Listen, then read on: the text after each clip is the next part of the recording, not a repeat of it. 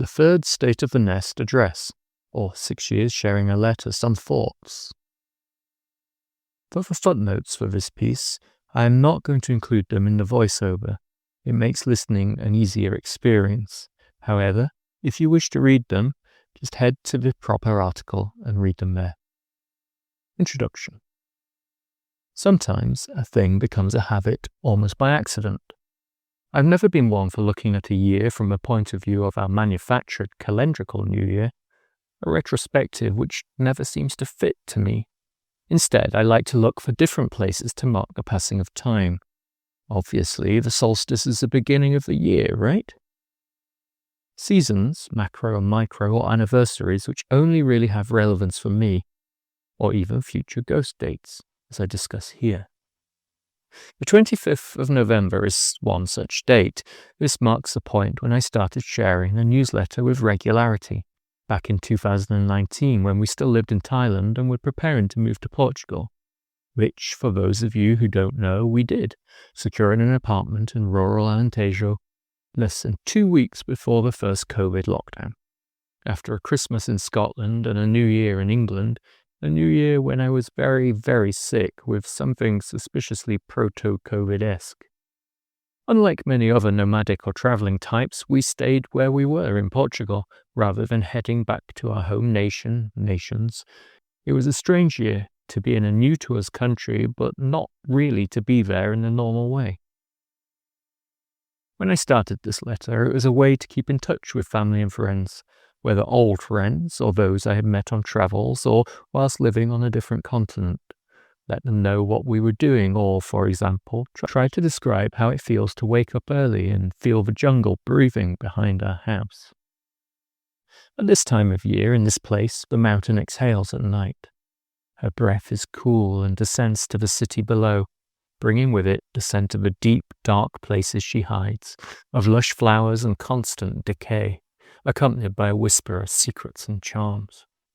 The nights end still in darkness when the monks in the temple begin their chants and ring their bell or strike their gong, setting off a daily cascade of soy dogs, each howling their welcome to the day, barking their devotion. The sun rises some hours later, tropical swift, giving only slightly less daylight than in the middle of summer, framed by the harsh calls of myna birds and the roar of the waking airport. Or perhaps talk about selkies. Some stories are so deeply entwined with a place that it is impossible to untangle them. Whenever I hear of selkie stories, I cannot place them anywhere else in my mind's eye but Orkney. Those selkies, Orcadian selkies, they don't travel. They stay close to their shores, even as their tails spread far and wide. After all, in the Orkney dialect, selkie simply means seal. There is no difference between those who can walk ashore and those who cannot. Technically, they all possess that option. Or offer a personal perspective on travel and how it entwines with my fiction. I'm first and foremost a writer, and travel adds substantial depth and substance of flavour to my words. My story is both real and made up. My series of fantasy novels and novellas, A Lesser Evil, are undoubtedly considerably richer thanks to my own travel experiences. We writers are hoarders of observation, keeping notes, remembering the little details. These things are stored away until they reappear subtly altered, percolated, ready to enhance a story. Since those first few tentative steps into sharing my words in this manner, I sent over 300 letters. I completely missed the 300th, by the way, an anniversary which went uncelebrated. This is the 308th letter. Given that the majority of these letters amount to several thousand words each, that is a lot, mostly shared for free. In time, I began to share more about my fiction, then promote and market such, utilizing this letter as a part of that process. A wee while later, I began to move essays from the websites I ran and the other locations my virtual self inhabited over the years, eventually starting to craft new pieces exclusively for this space, Substack effectively replacing my websites. As you will see below, I am now at the point where I am once more moving things back to a platform I control, but keeping and expanding this space too, for now. Circling around, always reconsidering what is best for my words. Today, as I edit this piece, there are 2,364 subscribers to The Crow's Nest and 5,193 followers over on Substack Notes. I am in awe of these figures, and so very grateful to each and every one of you who reads my words. Even if you only skim and or look at the photographs, that's perfectly valid too. And, introduced recently, there are those of you who listen to my words, as recorded by me, something that not too long ago I did not really think I would ever be able to do. I still don't like the sound of my recorded voice, but I can live with it, if it makes others happy.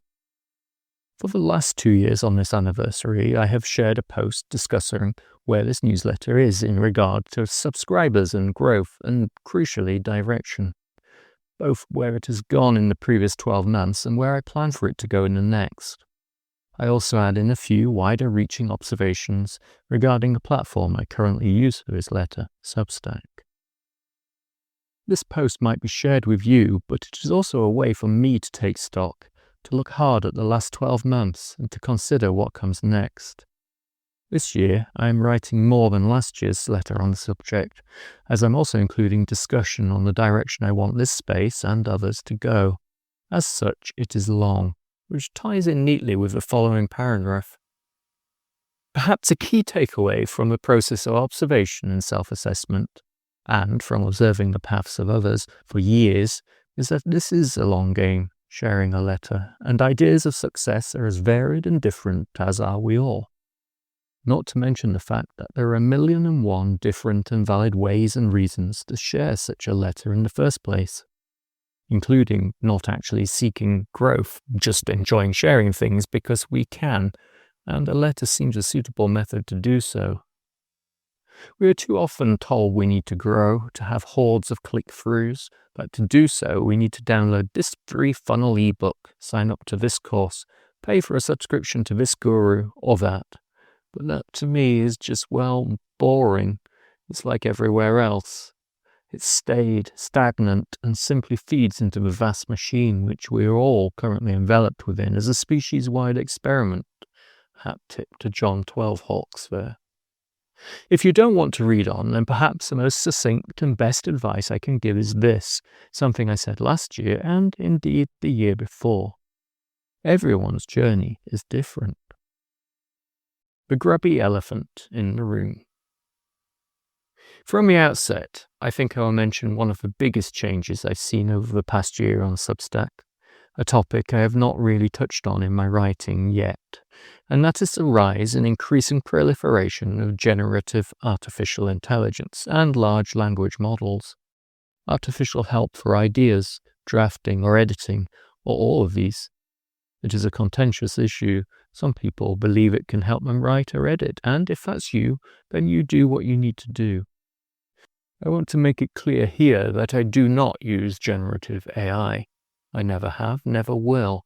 Why? Well, I don't need to. Why not? Because I've put in the time, lots and lots of time, and a considerable effort to get to a point where I'm comfortable sharing the fact I know I am a good writer.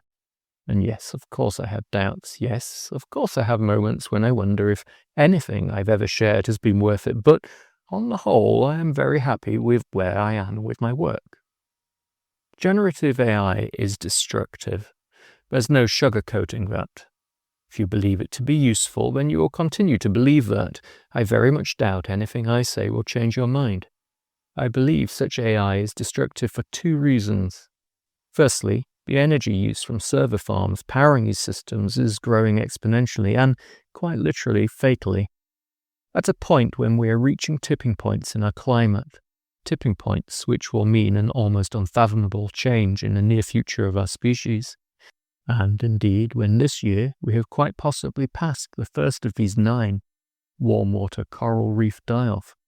Why then are we vastly increasing our energy needs just to ask often inane questions and receive answers which are not always true and sometimes dangerously untrue of a machine?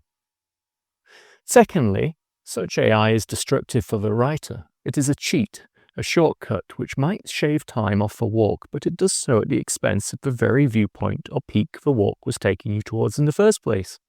You do not master a thing by cheating. Again, if you disagree, that's fine, that is your choice. But I have not yet read a single argument that can convince me otherwise. Whatever ideal of excellence you subscribe to, not one of these can be achieved by using such shortcuts. No mastery of anything can. Personally, I am of the opinion that the very best masters are always students of their subject, rather than a finished product. No true master I have ever met has advertised themselves as such, and studying is not something we should cheat at. That helps no one. You'll never be a superb writer if you don't hike up metaphorical mountains to witness those hard-to-reach viewpoints. I find the whole idea to be deeply sad. I wonder how many writers who are using AI to craft their content could become truly amazing, if only they had not relied on a crutch. Too often this is the way. I've been at this writing game for a long time now, and not exactly secured a fortune, although, as I often tell myself, reliance on economical scales of success is never reliable. And I do know that when I want to say a thing, I can do so myself, without machine aid beyond that provided by the red lines beneath my typos or misspellings, or the ability to store, access, and reorder my thoughts made possible by, for example, Scrivener and Obsidian, or a good, old-fashioned notebook, of course. I do need to take a moment to also mention how I think it is unfair that many people talk about AI solely from the perspective of generative AI, whether art, video, or words. AI is so much more than that, and some of the things that it can do and is doing are simply remarkable, especially in the world of science and medicine, for example. All of which is to say the slop we're being fed from so many different directions, diluting the wonder of the internet, even beyond the already diluted state it is in thanks to SEO content writing, does not taste nice to me, and do not get me started on the texture. Then there's the issue of ownership. Many of the Gen AI platforms have cunning wording in the small print you agree to when you sign up, which, in short, makes it unclear who actually owns the prompts you use and the outcome the AI provides. Ironic, really, given that they're usually trained on stolen material. I know I will have upset a few readers by saying this, but I do think I needed to do so. I cannot condone the use of such tools when the damage they wreak is so vast for the world and the potential right of both. And I've barely mentioned their incredibly illegal and unethical software training programs. However, perhaps perversely, when many seem to want to take up generative AI as the new savior of their work, perhaps that might not be a bad thing for me.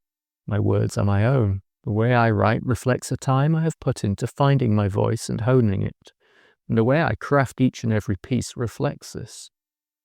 I see other writers not as competition but as colleagues, which is how it should be, but I have to admit that when I see AI drafted work, so obviously AI drafted it is painful to my eyes and soul, when sometimes I smile a wry smile. Colleague they could arguably still be, but then I'm not entirely sure of that either, but competition they certainly are not. Probably thanks to my cultural upbringing, I do feel a creeping urge to apologize for the above. I don't usually like to rock the proverbial boat too much, in this space or any other, beyond occasionally, regularly, reminding readers that we are firmly heading for a very, very dark place, thanks to our species' ongoing desire to burn the only home we have to cinders. However, I would have done this piece, myself and you, a disservice if I had not at least touched on the subject. Short TLDR version of the above, I do not and will not use generative AI for either drafting or editing or images. Nope, no, never. Some figures and facts, moving swiftly on. Last year's essay on the state of the NES was sent to 1,698 subscribers. This year's to 2,364. On paper or screen, this is a big rise, but if you look at the following graph, you will see where this increase peaks early in the year, then tails off, then begins to drop. There's a very simple reason for this initial rise: Substack recommendations, and especially The Crow's Nest being recommended by Simon Hazel at Footnotes and Tangents. I received 1,348 subscribers from Simon's kind recommendation for Crow's Nest last year, although a lot of them have also since unsubscribed, as is often the way. Others have stayed, and they're very welcome too. In total, since recommendations began, I've received 2,085 subscribers in this manner, with 43 publications recommending my work, a figure I find truly humbling. As far as followers over on Substack Notes, I've grown from 3,106 to 5,193. The big uptick there at the beginning of the graph mirrors that of subscriber numbers, which it also includes in the total. But then it continues to rise, if more steadily, which is what I had expected my subscriber list to do, only it did not. Even follower growth is beginning to slow down. A sudden jump on both of the above graphs on the 26th of February is when I discovered only one death had been the book of the week on a promo site I used to use regularly, Bookcave, but had almost stopped using. This was me importing the CSV file from said promo. In case you want to see them, here are the graphs for the full time I've been present on Substack. As I mentioned before, that big flat line between April 2021 to December 2022 is when I took my letter elsewhere, but kept this account open with a clear signpost for anyone wanting to read my work. Then I came back. Here are the subscribers, and here is the follower chart. After an outcry on Notes, people complain that followers can't be downloaded, taken elsewhere for example, unlike a subscriber email list. Substack rather cunningly made these stats a little harder to locate. Personally, I have nothing against people following me instead of subscribing. I do it, following someone first and subscribing later if I still like what they share. I already subscribe to a lot of letters, and this was one way to keep my inbox a touch less congested. The problem, of course, is that not everyone shares their letters to their followers, instead using Notes as the social media platform it is. There is even evidence to suggest that when you do put a link to your work in a note, then it is shown to a lot fewer people. Well worth reading the whole of the following note, not just for the above point, but also for good practice on Notes. I've noticed this too. Notes without links do much better, which is, in my opinion, a bit stupid. Surely Substack wants people to subscribe to things, as that's how they make money. Still, I'm not going to waste too much time or effort second-guessing the platform. It can be an interesting exercise, but little more than that. And don't forget that this is a platform which is, after all, simply a tool for me and you. You should view it like that, and like any tool, if it breaks or becomes dull, you either find a new one, move your letter elsewhere, or sharpen it, make it work again for you. Alter how you use the platform. Over the last year, I've gone from having subscribers in 68 countries to 73. Whenever I get someone who subscribes from Russia or China, 2 people from the latter at the moment, hello, I absolutely went down a rabbit hole of researching the correct Mandarin greeting here and decided against it, but now have a strange hankering to learn the language and especially the characters and script. My map suddenly looks a lot more full. Then they disappear, and it grows empty once more.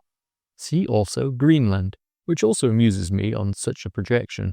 Greenland is really not this big, nowhere near. Maybe that's why certain administrations are talking of buying invading. Perhaps map projections should be explained a little better. Whilst on the subject of the world at large, from what I understand, little to nothing has been done to remedy the situation of writers from many countries simply being unable to receive payment for their words. Strike making this very difficult to impossible. This is unacceptable. I can't change much about it, but I can keep pointing it out.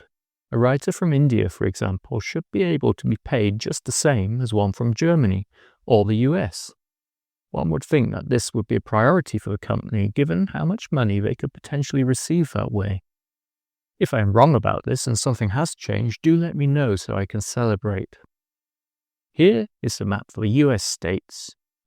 I'm still mildly irritated that we can't default the maps to world, with US states second, but I guess Substack is a US company.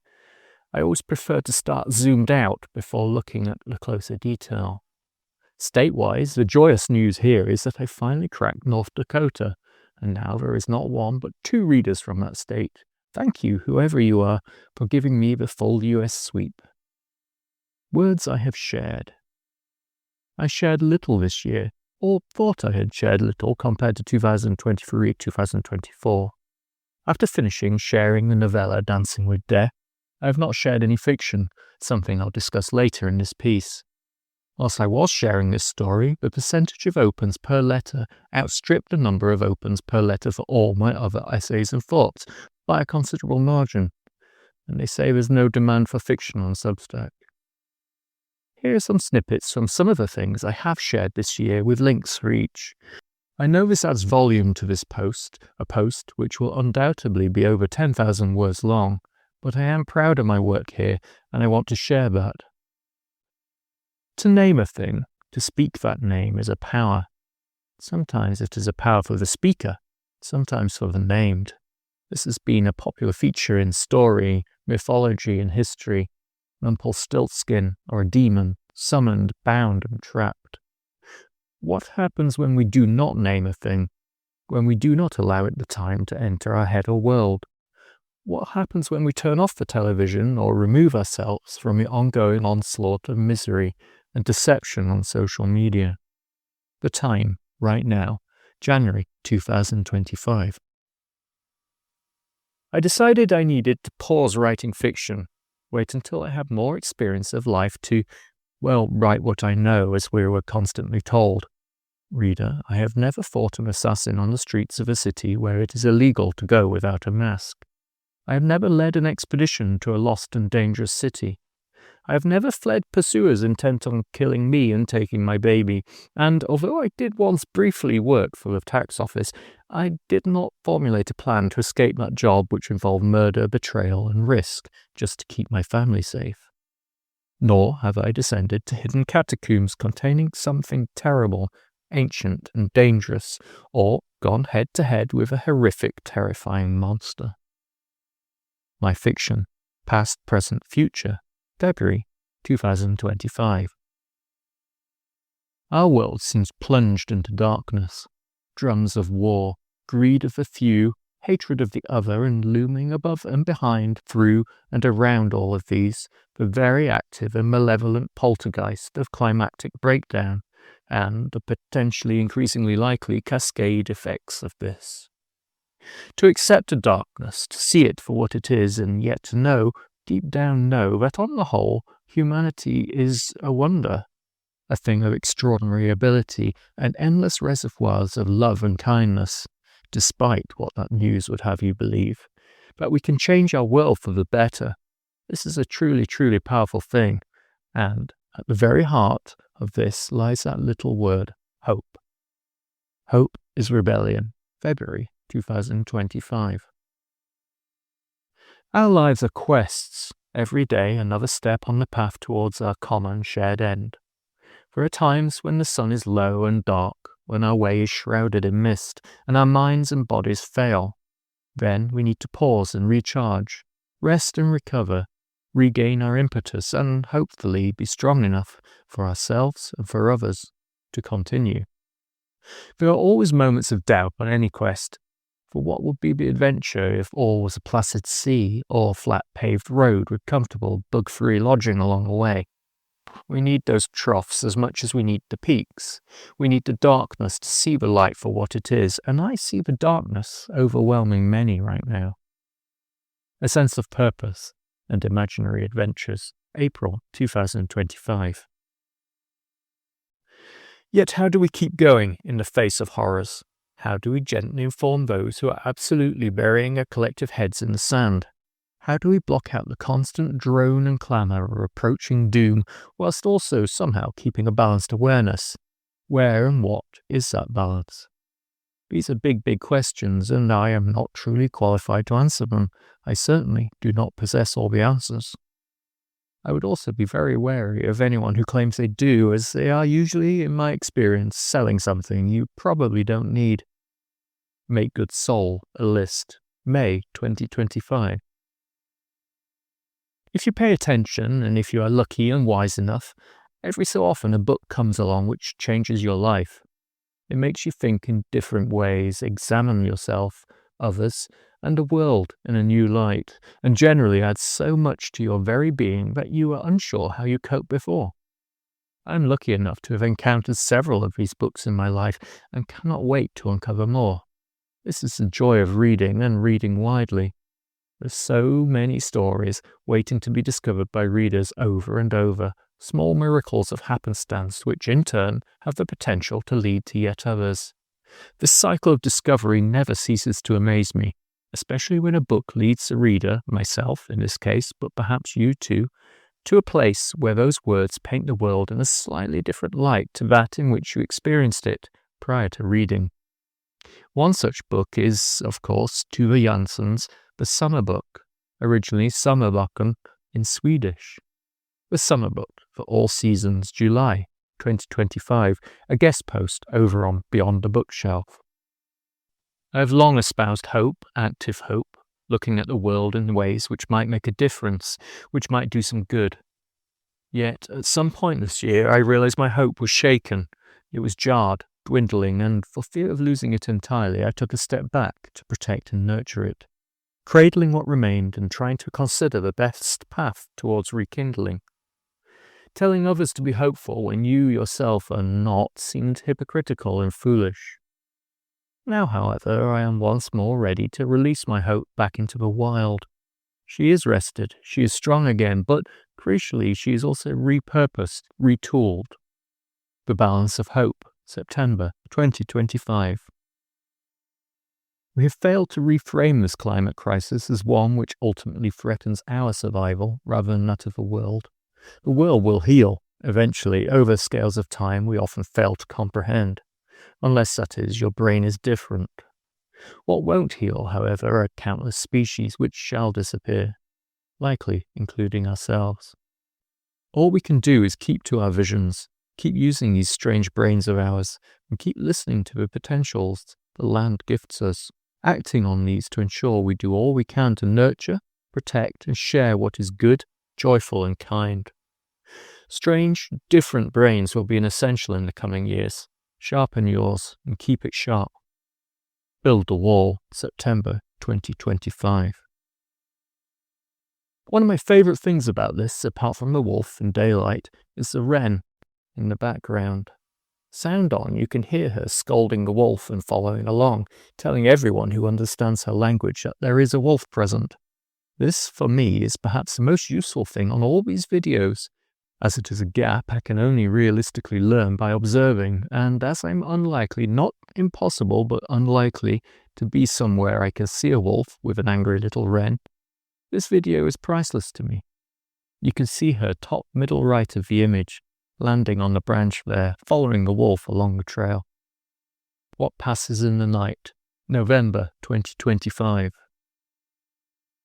I also once more shared my A Fall in Time series, about the time I left behind the city, caught a series of trains and then walked out into the woods of western Scotland to stay out there alone from late summer to early winter. This year, however, I have not sent it to everybody on my subscriber list, which in hindsight was probably something of a mistake. A weekly letter compiling the daily notes I share for nearly 12 weeks is a powerful thing after all. I was worried that sending it again to those who had already read it would alienate you, the reader, but having thought about it more since I made that decision, I have effectively deprived roughly 930 readers of following along with the whole series for the first time, those of you who subscribed since last year's version began. True, some of you may have opened and read the pieces where I mentioned A Fall in Time and how to subscribe to that section of my letter if you weren't, but statistically, I think more people would have opened one of those 12 weeks of letters and perhaps become intrigued, going back through the introduction and navigation links to catch up if necessary. However, aside from the wonderful comments I've received and those of you who did subscribe thanks to A Fall in Time, one good thing that came of this series is that I am very happy to have taken the time to record the voiceovers for these letters. These were the impetus behind Voices from the Crow's Nest, the podcast I have simultaneously used those voiceovers for, and while it may not have brought many subscribers, it has been listened to over on, for example, YouTube or especially Apple, enough that it adds a cherry to the proverbial cake. For me, this was perhaps the biggest item of growth for the Crow's Nest, and one I've been considering for a long time. I've now managed to get the recording, editing, and uploading of these voiceovers and podcasts down to a relatively quick and fine art, one where I don't use up too much time to do so, and I believe the value added is exponential. I know some other writers keep their voiceovers for paying subscribers, but this to me personally feels a little unfair for the reader-listener. Nope, I'll not make any money this way, will I? I've also received some wonderful comments on my recordings. Really, really wonderful, and that means a lot to me. I have long been exceedingly self-conscious about how I sound when recorded, and it is only in recent years that I have finally come to terms with this. A big part of which is thanks to now having lived out with an English-speaking country for over 8.5 years. I've been told by several people whose first language is not English that my voice is clear, my speed of talking not too swift, and the way I enunciate perfect for them to understand my meaning. This means a lot to me. So I decided to build on this, take that confidence and apply it to the Crow's Nest as a whole, and I am delighted I did. Editor. He says, types whilst drafting, well aware he will have to read a multi-thousand-word essay once it is finished, probably after publishing this, or it might never get sent. I'm almost tempted to consider a few wee videos too. Almost. Finally, for this section, I also reshared mildly re-edited versions of 2 different real-life ghost stories, The Foot of the Bed and A Place Invested in Memory, A Tale for Halloween. Both, I think, do what ghost stories are supposed to do, and I was especially pleased with the voiceovers for these. Growth. As I have said before, slow and steady is the way. However, I would be lying by omission if I did not say I am a little disappointed with Substack this year. With a fall in time, I'd hoped that, like last year, Substack Notes would have driven considerable engagement and sign-ups. That has simply not happened. A few of you have found me that way, but for the most part, those notes disappear into the ether without a restack or a comment beyond a very small group of you, such as the frankly awesome Susanna Fisher, who I know has enjoyed following along again this year, despite having done so already. Something has changed on Notes, and not, I feel, for the better. Visibility has disappeared, and when I dare have a peek at the home setting, which, for those of you who don't use the platform, is the feed which is suggested by Substack, some of the people I follow or subscribe to, and many I do not, then I see a depressing morass of notes gaining traction which are either from already very much established celebrities or those who have simply gamed the algorithm. It is a little frustrating. Every month or so, what seems to work appears to change subtly, and if I wanted to, I could simply follow the fashions and potentially receive all manner of subscribes and restacks, but I do not want that. I am not going to chase an algorithm, a statement which reappears in this letter several times. Instead, I'm going to keep doing what I want to do, and what I want to do is share things I know matter. Words and images and now sound which are, in my opinion, worth reading, viewing, and listening to. I know Substack is a business, and I know they have much going on behind the scenes, but I also worry that their shift to promotion of celebrities is directly impacting many other writers. Work is going unread, unseen, and that is a bit of a retrograde step from the platform as far as I'm concerned. Many writers have already left, especially to Ghost, and I know others are also considering a move. Other writers have also discussed this drop-off in subscribers, something I believe Claire Venus calls the Great Substack Stall, a moniker which fits rather neatly. I can't find the note she said that in, however, but relatively sure that's where I heard it. I'm fairly sure this stall is principally due to something behind the scenes, a switch in the algorithm, rather than newsletter fatigue or too many writers for too few reading cake, which is of course what capitalism wants us to believe, scarcity, abundance, economics and all that, the only solution for which is to keep toiling, keep producing for less and less, whilst the rich have become richer and the poor have become poorer. Thanks, Percy Bysshe Shelley. I would argue that attracting big names to the platform, so that their draw brings in more subscribers for the rest of us, is the newsletter equivalent of trickle-down economics, a highly dubious system in the first place, but I guess only time will tell. The fact that for many of us who share our work here, the stall began at more or less the same time, definitely suggests it is something algorithmic. Have a peek at Matthew Long's own recent State of the Stack for an example, and also for how upbeat and positive he remains despite the storm. I love that. Whatever the cause, the fact remains something is broken, something is not working as it should. I'm still hopeful it will be mended, however, and although I reserve the right to move elsewhere at some future point if needed, I'm not going anywhere soon. All of which should, of course, be seen as a perfect opportunity to just keep doing my own thing, more on which below. The money. In 2023, the first State of the Nest, I had 8 paying subscribers, which rose to 16 in the 2024 edition. Today I have 10. I think a big part of this is perhaps due to a general tightening of belts around the world, but also, I suspect, because I have not published as many essays and letters as I did in the previous couple of years. As I share more here, perhaps more people will pay for a subscription. Who knows? I've also noticed that several paid subscribers did not choose to unsubscribe from the paid offering, but that their card was no longer valid or out of date, so that they may not even be aware that they are no longer paid subscribers. However, one thing which has worked for me this year, and worked well, is the button linked to my Ko-fi account. A tip button, if you will, which I pop into every letter. This has paid me more money than subscriptions in the last year. If you have a letter and you don't have a tip button, I'd highly suggest you consider it. I know people talk of wanting Substack to introduce their own tipping method, but honestly, why? Subscriptions are how they make their money after all. It is simple enough to set up a Ko-fi account and doesn't affect the subscriber model Substack is using. I'm not a fan of PayPal, but lots of people use it, so having that option as a Ko-fi payment method is a happy bonus. Maybe subscriptions will pick up again, I really hope they do, but I'm not counting on that. As I mentioned earlier, some people argue that the market is saturated, too many letters to choose from, but I personally disagree with that. It is simply a matter of keeping on, to try not to follow fashions or chase algorithms. I'm certainly not one of those writers who does it for the art and would always welcome an uptick in readers and any money they throw my way. I think that starving for art is ridiculous and writers deserve to be paid what their work is worth. Which is a whole other letter, I'm sure, and not a new topic. See the Cost of Letters questionnaire from Horizon magazine back in 1946. And the updated version, edited by Andrew Holgate and Honor Wilson Fletcher in 1998, for a super example, in which George Orwell said this: "If one simply wants to make a living by putting words on paper, then the BBC, the film companies and the like are reasonably helpful. But if one wants to be primarily a writer, then, in our society, one is an animal that is tolerated but not encouraged.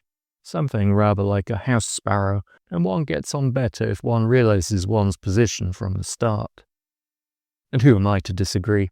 I'm also very fond of house sparrows. The whole book is superb reading, by the way, absolutely full of wonderful quotes, such as "to be a poet is a condition rather than a profession" from Robert Graves, or "the commodity most necessary to a writer is not money at all, but time" from Laurie Lee, or "my advice to young people who wish to earn their living by writing would be to go at it slowly with infinite trouble, not burn any boats in the way of other support behind them, not either expect or play for quick returns," from Elizabeth Bowen. On this subject, I would also like to direct you to this excellent recent piece from Elif Shafak, right here on Substack, in which she says what a writer needs first and foremost is freedom. Freedom to read, freedom to write, freedom to be. Open rate. One positive outcome of sending this year's edition of A Fall in Time to so few people is that my overall average open rate percentage has increased considerably, which feels somewhat like gaming the stats, to be honest. Perhaps I should create a section which only I subscribe to, then open each letter for 100% open rate. Not really, of course, but it does make me question, again, the validity of using figures as a method for assessing the value of your work. This is a prime example why it is important not to take statistics on Substack as a be-all and end-all. They can be interesting and useful to a point, but I, should concentrate on actually sharing things that people will enjoy or find useful, interesting, emotionally engaging, informative, or whatever other reason you might have for sharing your work. In the draft of this piece, I also went on a minor rant about a recent spate of create your art for you and for the world for free notes and letters I've seen, dismissing those who try to actually make some money from their work as little better than the cruelest of con men or dirty capitalist pig dogs. I've edited that out, but needless to say, I think the image of a writer starving in their garret is one which should be solely in the past. We deserve to be paid for our work, and we deserve fair pay, something which is certainly not the case at present. Perhaps perversely, we also deserve to be allowed to do whatever we want with our work, including giving it away if we wish. Which reminds me, last year I mentioned how I'd seen people talking of culling, tidying, cleaning their subscriber list, getting rid of those who never open an email. And last year I said this: I don't really like to offer anyone here too much advice. I find there's rather a lot of that floating around after all. But I recently noticed someone, once again, a self-proclaimed expert, talking of removing email accounts, which do not engage with your letters. Do not do this, please. And this year I'd like to add this: really, really do not do this, please. For the love of all things newsletters, why on earth do people keep recommending this? It is foolishness in extremis, just don't. Where I am now. Over the last 12 months, I have shared 64 pieces, 10 chapters of fiction, 18 episodes of Voices from the Crow's Nest, and the rest a mixture of essays and guest pieces, along with a handful of pieces of older work, reshared to a much bigger audience. Looking at it like this, I should feel happy with that output, but instead I find myself wishing I had shared more, which is quite frankly silly. Which leads me to this point. It's not you, it's me, or actually it's all of this. The writer waves around to encompass the bleepness which seems intent on populating the internet and conversation in general, whether genocide, war, famine, disease, exceptionally regressive politics, ongoing destruction of nature, or the biggest threat of all, a climate catastrophe which is spiraling far, far beyond anything we thought we'd experience at this juncture in time. I've talked about this already quite a bit, and will continue to do so, as should we all. I've also talked about how I've been rebuilding myself, looking at the wiring under the board and, to stretch a metaphor, defragging, purging spy and malware, adding extra RAM, a new hard drive and possibly a faster processor. I've deconstructed what it means to be me, embarked on a long, deep trawl of the literature, and discovered much which makes a lot of sense. It has not been an easy process, especially not when twinned with the above. Add to these the fact I have not lived in an English-speaking nation in well over 8 years, that I have been principally invested in raising our daughter Elsa, learning all about being a papa, along with learning another language and all the customs and cultural references that come along with being in a different country. And I think those 64 posts are actually not bad at all, which is, of course, British for rather good, really. I would love more time to read your work, time to respond to comments and replies when they come in, rather than much later. This is actually a priority for me, as I mentioned below. Time to write more essays too, but quite frankly, I also know that time is scarce and needs exceptionally careful shepherding. I have, after all, spoken ad nauseum about time being the only currency that truly matters. And so on to the next part of this piece. Where does that shepherd lead the metaphorical flock? What's next for the Crow's Nest and me? I could be flippant and say something along the lines of more of the same, only that's not entirely true. There will be more of the same, certainly, but there will be much more of some things than others. For a start, my priority when it comes to writing has recently been offline work, principally new fiction and polishing old. That will also be the case going forward.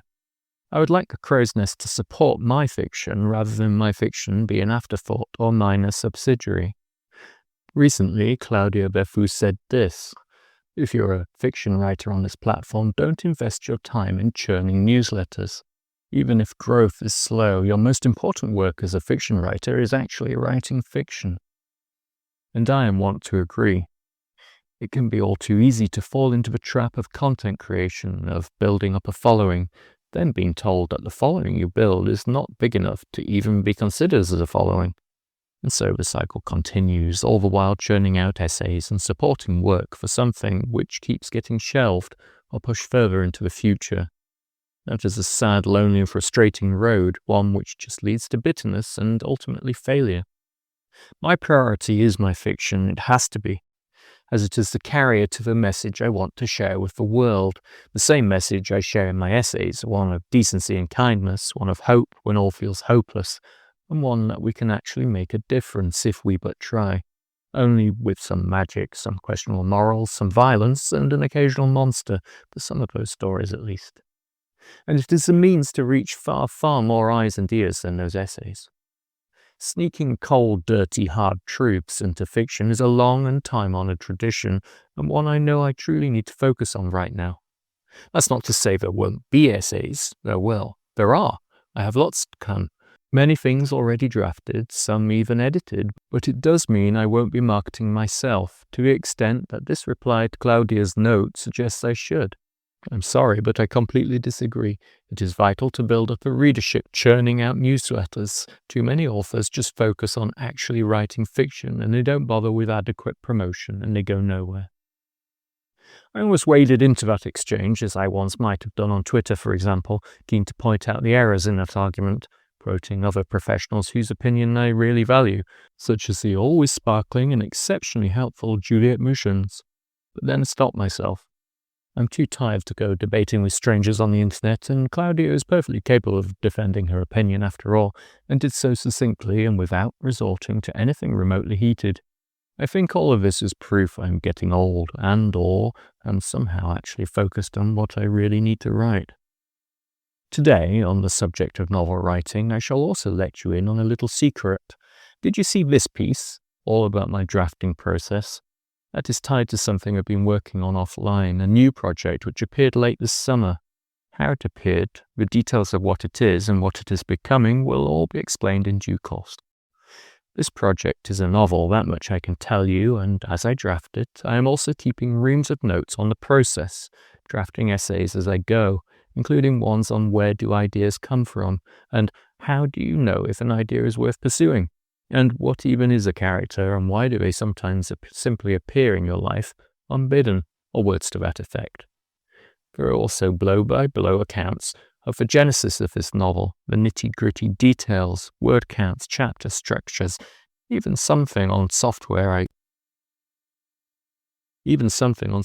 use, etc. Each of these essays, and there will be several, will be shared here in my letter. When is another matter. What makes sense to me is to keep these for later, when the novel is done and due to be published, just published, or both. They are supporting material, and I suspect will be very appreciated by both the reader of the story and especially by myself. If you have a brain like mine, then when a project is done, it is done. I never want to market it because in my head it is already finished. Why continue talking about it, even though no one else knows about it? Yep, I used an emoji. As such, having pre-prepared material to share makes a huge amount of sense. It is, to be honest, not that much extra work now after all, but it is work which will save me a vast amount of time and potential burnout later, precisely at the point when the last thing I'll be wanting to do is write more about this particular novel. Crucially, I also think this is fun, and it makes me deeply consider my actual process behind the story. At the time of writing, I have yet to really discuss this project with anyone, beyond a few cryptic statements hither and thither, mostly because I am still not 100% sure what it actually is yet, and I don't want the opinions, no matter how valid, of others to influence what it becomes. Needless to say, that will soon change, as I'm pretty confident this novel now has an increasingly solid shape and a journey which should prove interesting, the destination almost locked into place. Other projects I am working on which will impact this space include the following. Finalizing the final 2 Tales of the Lesser Evil, to initially share here both serialized and also as ebooks for paying subscribers. Relaunching the first 4 of these tales as an ebook and print on demand. I mentioned this here, and there'll be more on this soon. Relaunching Un Seul Mort, the French translation of Only One Death, and also finally publishing the other 2 completed translations which have never been shared before. Sorry, Aurelie. I'll also be serializing these here, most certainly without a voiceover from me. No French speaker wants to hear me massacre the language. available at a separate section of the Crow's Nest in a similar fashion to this year's A Fall in Time, not adding my entire subscriber list, only those who opt in to receive it. Revisiting the book proposal for a non-fiction book related to A Fall in Time. I wrote one last winter, but then shelved it, unhappy with it, no matter how much I tinkered. Now, however, I am looking at this with rested, fresh eyes, and that time spent thinking proving very useful. Not least because I have finally thought of the perfect title, which encompasses everything I hope to say in that book. Extra essays and material for A Fall in Time, mostly to appear behind a paywall, as these will be experimental supporting material for the book proposal. Ideas I'd like to work on further and flesh out into chapters of a book, and I'd rather not have them freely available on the internet. In some ways, this will also be a continuation of my ancestral Wild Empowerment series. This includes a rekindled invitation to you, the reader. I shall be relaunching my Let's Take a Walk series. If you want to think about this, the link there should help, but I'll send something else out soonish. I shall also be putting together a contents link page with the walks I've already shared very soon. Recording all of the above for the voiceovers, podcast, and revisiting old posts to record too, in a similar manner to that the remarkable Jonathan Foster has done over at The Crow. His own spoken work was definitely a big inspiration. Recording me reading my own self-published fiction too, eventually, to put together as audiobooks. I'm sure there'll be the odd impromptu, unplanned essay, and I do intend to start revisiting notes with increased regularity. I have a project I've long wanted to share, for years, which is almost ready to go. Notes being the obvious home. I'm presently not 100% sure of my word of the year for 2026. 2025 was compassion. But two I am considering are community and communication. Both fit where I want to go in terms of my self-development next year, and also tally neatly with much of the above. Another thing I will soon be doing is revisiting my own recommendations, ensuring I write something for each and every publication I recommend, explaining why, what that writer means to me, and what I think you will gain by investigating their work yourself. I think that is both wise and fair, and it is something which has niggled me for some time now. Oh, breaking news as I draft this piece. For one brief moment, I was apparently number 99 on the list of 100 of rising in climate and environment Substack writers. I have no idea how this works or what it even means, and I suspect it's probably down to Susanna Fisher consistently liking, commenting on, and sharing my day-to-day A Fall in Time notes, something which has brought me much thankful joy. I really appreciate that, and all the other replies and shares I've had. Whatever people say about placing on these charts being due to subscribers, and especially paid subscribers, I can verify it is not. Of course, I'm not even sure my Substack fits into climate and environment, but there's still no nature section, which makes little sense to me, nature really being the root of all things, but hey, I don't make the rules, nor really follow them for that matter. General goals. Aside from the above work, what are my general goals for the Crow's Nest? Well, as I write this piece, I'm not really sure. Chasing figures and numbers seems like capturing smoke in a bottle, and as such, I think it is simply best to not bother. No change there, really. I would love more readers, more subscribers, as I'm sure there are many others out there who would enjoy my work, whether fiction or non-fiction, but chasing those numbers is not good for my brain. Instead, I will focus on the work, focus on this space being a support to my fiction and non-fiction, such as the book version of A Fall in Time, now, finally with a title I think works perfectly, elsewhere, rather than the focal point itself. Whether this will be a sensible choice remains to be seen. Amusingly, I scribbled this paragraph before the ones about the rising charts, so clearly not chasing algorithms actually works. When it comes to bringing new readers to my work, I presently have little hope that notes will work for this, but that doesn't mean I'm not going to use it. I like it. It is the only social media I use. My feed is set to a default of following and is full of friends. That's a very good thing. Perhaps algorithms will change again and new people will find my work via notes, but honestly that doesn't really matter. As I said above, I am certainly not going to invest time chasing an algorithm. This happened too on the subject of notes and friends. I realized afterwards that it was the longest face-to-face conversation in my native tongue with a fellow native speaker for a long time, which is something I should really address. See word of the year, community, communication, etc. It was also a lovely, varied, fascinating, and, as Anne says, heartwarming conversation. Anne Thomas is someone I think you should all be subscribed to. Her work has kept me buoyant and interested, not just her essays, but her daily series of observations over on Notes. They remind me of the wonder, fascination, and beauty available in the world, often when I really, really needed reminding. Please do have a peek. I'm quietly confident this won't be our last face-to-face meeting, despite her moving away. So, perhaps one of my goals should be to actually meet more of you in real life. If you are ever in this corner of the world, the French Alps, do give me a shout, and I'll be in Scotland next July too, along with probably elsewhere at some point or other. One other thing I am intent on pursuing is resurrecting my old Pinterest account, and then building boards into which I can slip pins of my own work, something Substack makes really easy to do with their share as image options. Add to this the fact that I don't use generic art and certainly not AI imagery, but my own images, and I think the visual side of my letters could really help to find new readers. I shall report back on this once it is up and running and as and when I have some data. I also think it would be a good way to share the work of other people here too. Then there's the podcast. So far, I've simply linked it to various platforms and done little, no, marketing for it at all. Perhaps that is something I should pursue too. I've had positive feedback from some of you, which has made me really happy, seeing as I struggled to actually share my voice in the first place. What I won't be doing is paywalling the voiceovers podcast as an extra for paid subscribers, as some do. I think accessibility is really important, and I'd like to enable those who either can't read the words as easily, or who don't have the time to read them, to have a way to do so, without paying for it. Plus, it pushes me outside my comfort zone, takes only a wee bit more time, and offers other opportunities. Opportunities I should deeply consider following.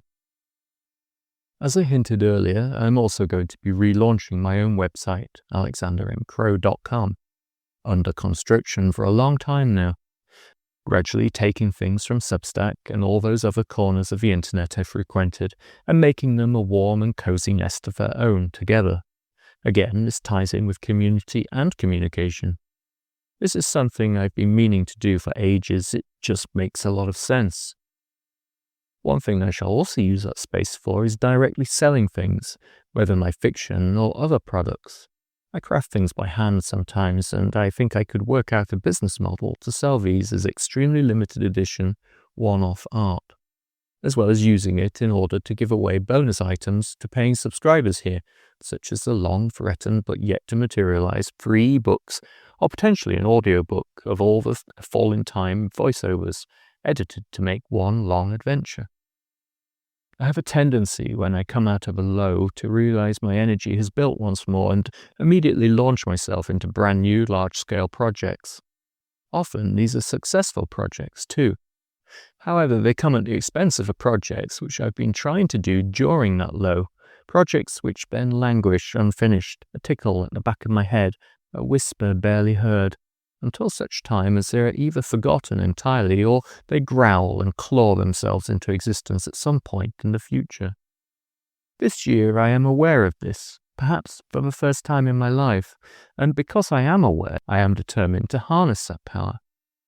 Instead of allowing projects to disappear, I'm going to be finishing them. I'm also going to be utilizing this increase in energy to bring other things to life, including those listed above, but slowly and carefully with great consideration. I have other projects, some of which will be placed in future files, some of which I will only begin when I know I have finished X number of others.